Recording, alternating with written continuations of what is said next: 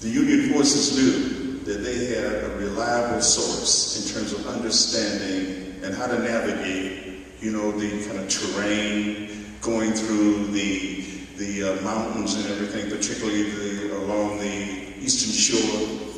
And most of them came up through the eastern shore and then swung over across Pennsylvania as their only way to St. Catharines. Because if you get to Elmira is just across the border in Pennsylvania, because you came from Williamsport, where they have the Little League tournaments, a baseball tournament.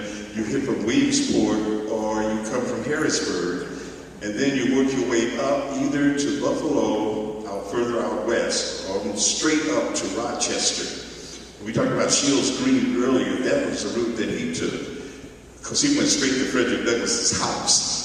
Which of course you don't do that kind of thing, because these bounty hunters may be right behind you, and you're leading them to one of the safe houses. But I think for the most part, the bounty hunters, after a while, they knew the Underground Railroad too. And I'm not sure how much John Jones was in a position to really reveal, because when Frederick Douglass, after he did it, you read his narrative, the autobiography of his life, there's a lot of information he could not divulge, because he's writing at a time when other people are fleeing and using those same routes to get out. And once you begin to tell exactly how you did it, then the bounty hunters can even lay in the lurch for you. But it was a very intricate system, and he had conductors along the way. John W. Jones, he became like an important conductor himself and helped to facilitate a number of people getting out.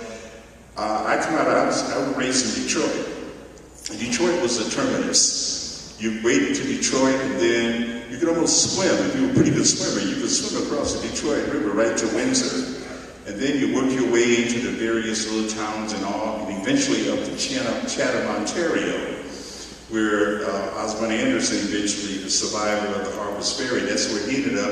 And it was a whole community of abolitionists up there. So the Underground Railroad was just these various byways through the swamps, through the rivers, through the mountains and everything, that the conductors stationed state houses along the way. David Ruggles was right here in New York. You had people who, once you got here, then he would send you off to maybe New Bedford, Massachusetts, and then maybe on to Boston, because this is what John W. Jones had to do, right? But just one other point on your good question is that this universal story, like you're saying, about engaging people, organizing people, we don't do things alone in this life. It's community. In some way or another. And I think that's what he found. He found a community of people who welcomed him.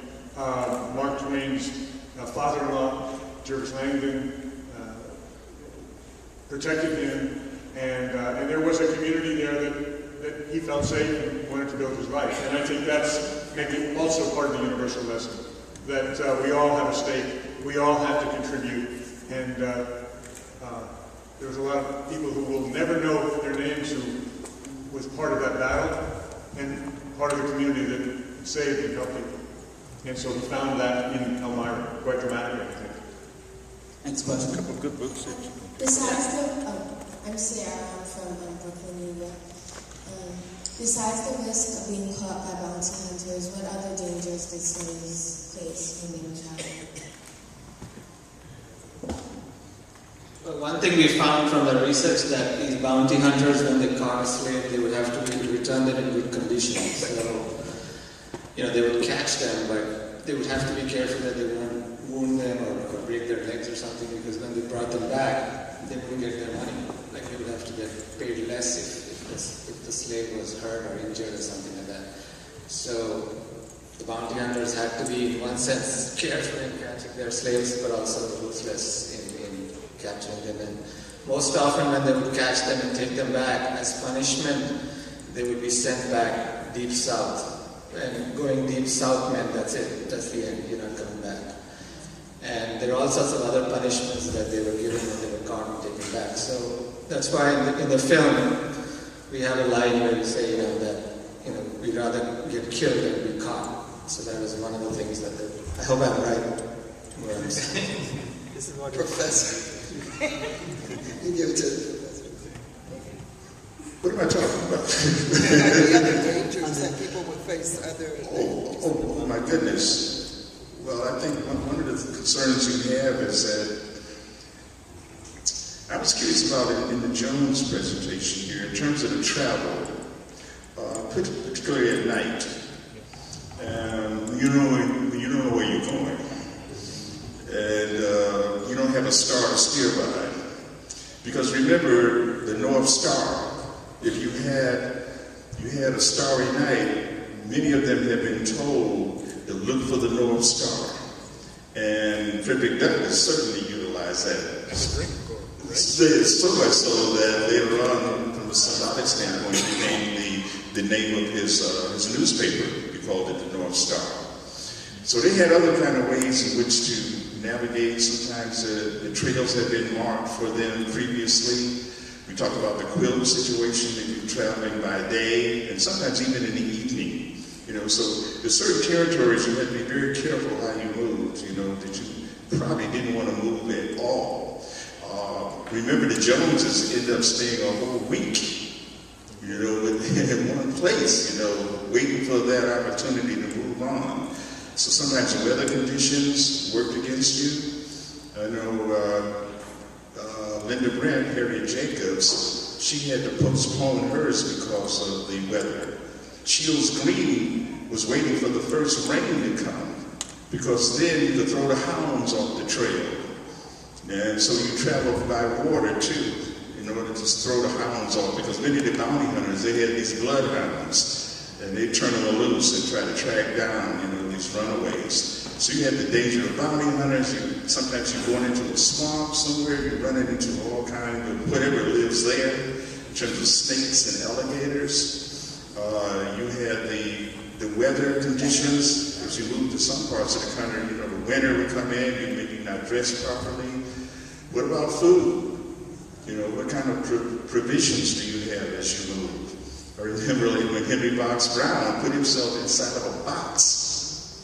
And for a whole, this is like, you took about 26 hours, cramped up in a box. And sometimes you turned upside down. Although you had marked on the outside, this side up. Some of those people, it's like the bag handlers out at they toss that stuff around and they care less about any markings on it. So it's all you're fraught with all kind of dangers and situations circumstances which you're not even prepared for. You try to prepare yourself for most of these things, and the conductors along the way advise you, this community of advisors that you would have that would be very helpful.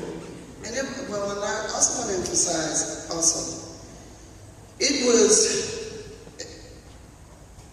it was difficult for John W. Jones and his brothers and their two friends. For women,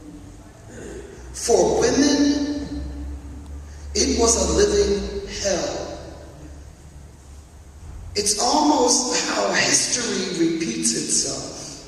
A woman traveling on the Underground Railroad to get caught not only would be subjected to any other harshness, but it is just like what's happening in the Congo. Sexual abuse against women slavery. You heard the sister talk about that, but it touched her because women under slavery, they could abuse you where the marks did not show. So, the dangers for the brothers, God bless them, they were fourfold for women escaping. And this is why a Harriet Tubman and a Sojourner Truth, women that led others to freedom, are so extraordinary. Because for a woman, there were additional horrors and setbacks when they were on this trail. Yeah, but mostly records in the research that we did. With the brothers? With his family, the extended family, descendants. Well, a little bit. It actually came from the event in Elmira, from one of the historians, that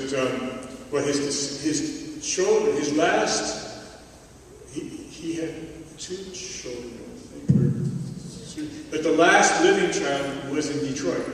Lived in Detroit. He was in the military, and then he passed way before we got onto the story. We followed that up, and then the brothers who came with him stayed in Elmira, which we learned from a historian there. Stayed in Elmira, worked, I think, his farm, but didn't have as dramatic a life as John did. Actually, if you go to Elmira, in that cemetery we show in the film, his whole family is buried around him, and 20 feet from him, Mark Twain is buried, another 20 feet from him, Ernie Davis is buried, another 20 feet from him, Hal Roach is buried. All these people in this one cemetery, and it's amazing how much history Elmira has in terms of... Actually, could I ask you a question since you're near the microphone, or others? The one point that we tried to make was this, you mentioned it, the stop that they had in Southport on the border, South Creek, sorry, and then the final scene where a distant relative of Mark Twain put the flowers on Mrs. Smith's gravestone, headstone. Did it work? Did you make that connection? There's always that question, it seems so logical, but did you see that? Do you mean that this was Twain's descendant? There was Twain's descendant, and that she was also tending, yes. Yeah, good. Okay. Absolutely, and it was beautifully done. Thank you very much for that. Thank you. We have another question, and she's going to walk on the other side. We'll wait for you.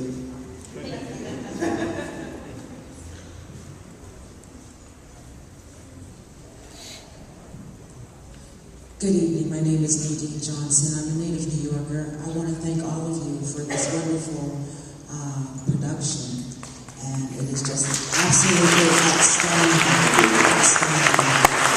And also the expertise of all of the panelists here for so much information that so many of us did not know before. And I especially bow to you, dear Professor Herbert Boyd, in your illustrious presentation. But I always, whenever I attend a screening, I'm very interested to know what the initial motivation is of the filmmakers to entertain such a project as this, such a labor of love. Could you expound on that? Thank you. I'll go first.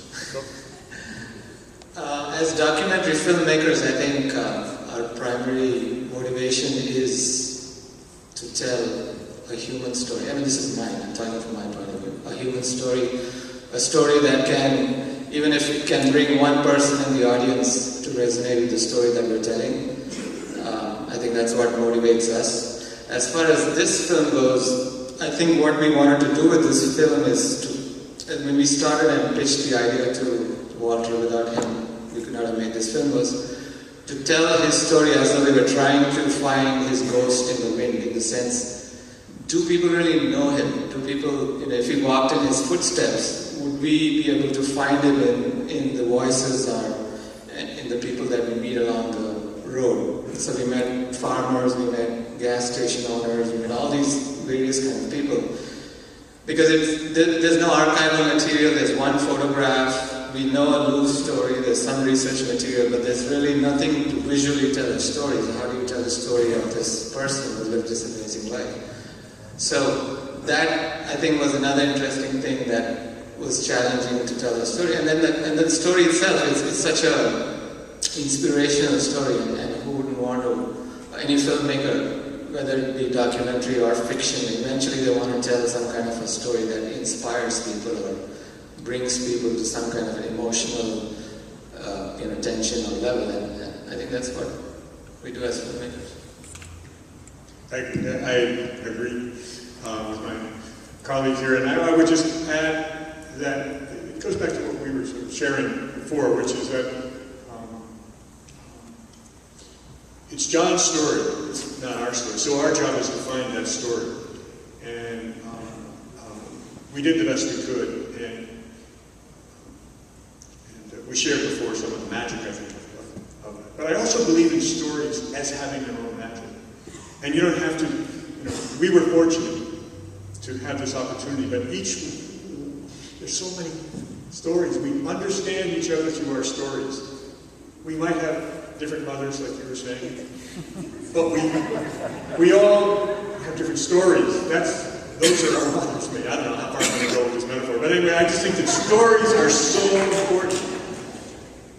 And my dream is that his story initiates other stories, which initiate other stories, which initiate other stories. Because then I think good things happen. But that's right. I think, I run something called the Black Institute because, why you call it black? You should call it black. Well, I wanted to be pretty clear about what my focus was. And one of the things that I've always said is why I love filmmakers and folks like yourself is I believe our stories are universal about courage and, perseverance and, about being intelligent and smart and also heartfelt. That there's romance and there's pageantry and that the more stories that we tell, film, and get out about ourselves, I think that is part of this whole march toward people seeing and understanding that black folks have universal stories and that what happens to John W. Jones, could happen and is a story that someone from the Ukraine or Czechoslovakia or these Russians marching in the street can identify that with, and that's why I think it's so important. And even beyond just the storytelling in a very strict sense of the word is a transmission of history from an oral standpoint. The role of the griots. You'll notice in Jones in this particular film is that his grandmother. He's listening to his grandmother telling him about the geese that are flying to the north, and then begin to implant this first notion of freedom and movement and travel and possibility. Alex Haley. If you know anything about the Roots phenomenon, the story there is that he was listening to his grandmother talking about Kunta Kinte, Balongo, the river, and the Cora. And he heard these as a kid in Henning, Tennessee, on that porch listening to his grandmother, and kept those things in his head all those many years. So when he began to do his research and tracing his own genealogy, those three words, those three concepts, were critical. And for him to make that connection to the Legionnaire, to go all the way back to Juve. So it's important in terms of the kind of transmission of information from one generation and the significance of this intergenerational dialogue that we must have is absolutely essential if we're going to get the full, total, holistic analysis from a cultural, political, and economic standpoint where we are in this country and where we should be going. Thank you. Thank you very much. Sarah, you have the golden knife. It was 300 miles the way more or less, from Leesburg to Elmira. So that was how we came up with it. Probably wouldn't have been as appealing a title that was 287 miles an hour. So we rounded it off. All right, we have another question. Tom from Pennsylvania. The narration in it, that was John W. Jones' voice.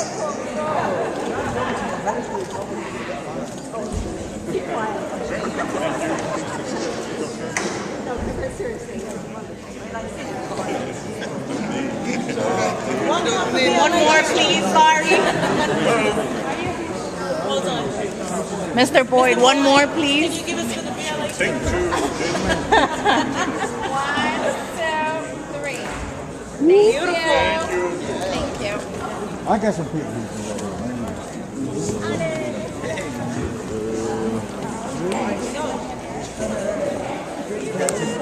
I enjoyed it so much. It was just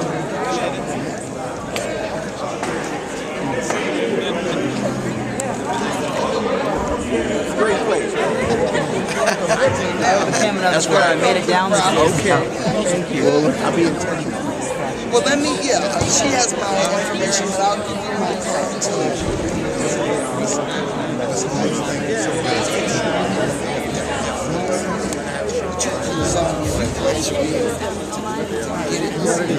Oh, how is that?